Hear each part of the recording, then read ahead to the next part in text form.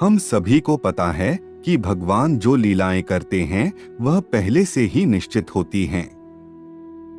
ऐसे ही रामायण में माता सीता का श्री राम जी से बिछड़ना भी भगवान की एक लीला ही थी तथा यह पहले से ही निश्चित था। परंतु क्या आपको पता है कि अर्धांगिनी से वियोग का शाप भगवान राम को किसने और क्यों दिया था? इन सभी तथ्यों से आज हम आपको परिचित कराएंगे। वीडियो को अंत तक देखें व चैनल को सब्सक्राइब अवश्य करें।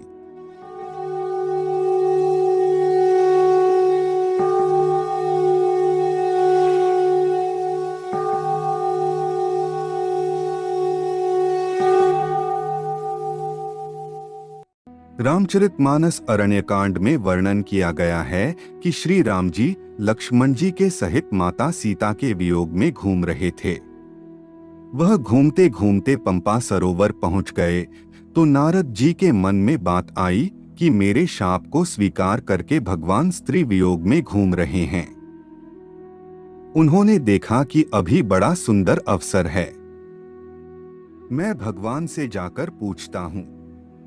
तब नारद जी भगवान के समक्ष आए और श्री राम को प्रणाम किया और बोले, प्रभु, मैंने आपको शाप दिया था कि आपने मेरा विवाह नहीं होने दिया तो आपको भी स्त्री के वियोग का दुख झेलना पड़ेगा।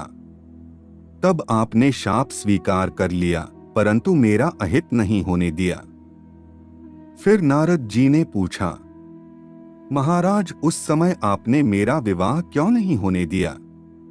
तो भगवान ने कहा, एक मेरे ज्ञानी भक्त होते हैं और दूसरे दास भक्त होते हैं, परंतु उन दासों की, प्यारे भक्तों की मैं रखवाली करता हूँ। करो सदा तिन्ह कै रखवारी, जिमी बालक राखई महतारी, मोरे प्रौढ़ तनय सम ज्ञानी, बालक सुत सम दास अमानी। इसका भावार्थ है, ज्ञानी भक्त बड़े बेटे हैं, दास भक्त छोटे बालक के समान हैं।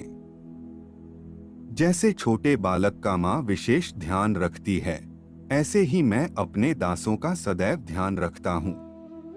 माँ प्रेम से बच्चे को खिलाती पिलाती है, प्यार करती है, गोद में लेती है, परंतु बच्चे को हानि नहीं पहुँचने देती। अपने मन की बात ना करने से बच्चा कभी कभी गुस्से में आकर माँ को दूध पीते हुए काट लेता है, फिर भी माँ बालक पर स्नेह रखती है, गुस्सा नहीं करती। वह तो फिर भी दूध पिलाती है और बालक का अहित नहीं होने देती। इसी तरह भगवान ने नारद जी के मन की बात नहीं होने दी तो उन्होंने भगवान को ही शाप दे दिया। माँ थप्पड़ भी लगाती है तो प्यार से। ऐसे ही पहले नारद जी ने शाप तो दे दिया परंतु फिर पश्चाताप करके बोले, प्रभु, मेरा सब व्यर्थ हो जाए, मुझसे भूल हुई, मुझे क्षमा कर दो। भगवान ने कहा, मम इच्छा कह दीन दयाला, मेरी ऐसी ही इच्छा थी। पंपा सरोवर पर भगवान की वाणी सुनकर नारद जी को लगा कि भगवान प्रसन्न है, अभी अवसर है कोई वर मांगने का। तब नारद जी ने कहा, मुझे एक वर दीजिए। तो भगवान बोले, कहो भाई, क्या वरदान चाहते हो?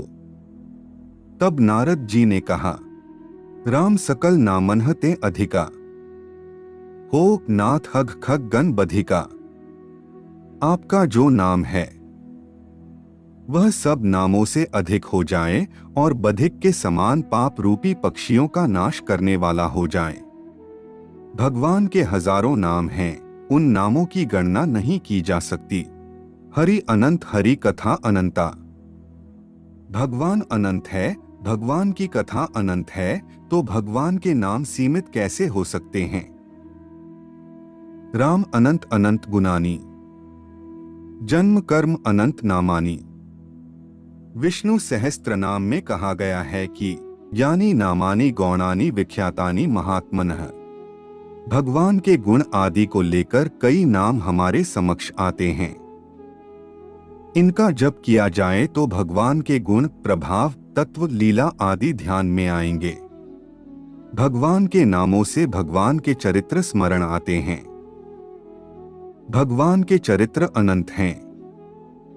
उन चरित्रों को लेकर नाम भी अनंत है। गुणों को लेकर जो नाम है वह भी अनंत हैं। अनंत नामों में सबसे मुख्य राम नाम है। भगवान का वह राम नाम हमें मिल गया तो समझना चाहिए कि संपूर्ण संसार की अमूल्य संपत्ति हमारे पास है। इसलिए मोक्ष की प्राप्ति हो या मन की शांति, हमें राम नाम का भजन सदैव करना चाहिए तथा सभी मनुष्यों को राम नाम के प्रति जागरूक करना हमारा कर्तव्य है। आज के लिए केवल इतना ही। अब हमारी भेंट अगली प्रस्तुति में होगी।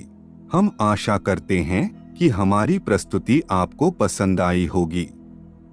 अपने विचार अभिव्यक्त करने के लिए कमेंट करें, वीडियो को शेयर करें, वह चैनल को सब्सक्राइब करें।